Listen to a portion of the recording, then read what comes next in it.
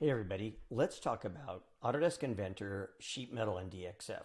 In the March release of OpenBOM for Inventor, we added a feature, a control, for your export files that will automatically generate DXFs of your sheet metal parts. And keep in mind that they need to be modeled in Inventor as sheet metal. But if you enable this option, when you build a bill of materials in OpenBOM, you will get a new property called sheet metal part in OpenBOM.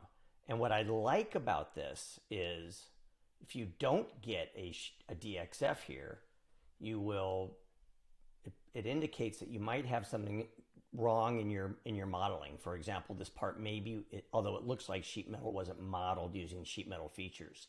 So keep in mind, sheet metal parts need to be modeled using the CAD's sheet metal feature type.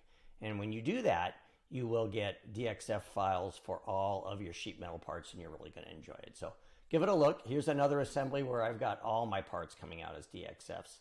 This one over here, it looks like I might have to do a little work on them. So that is a sheet metal part, sheet metal DXF export, OpenBOM for Inventor, March 2025. Enjoy.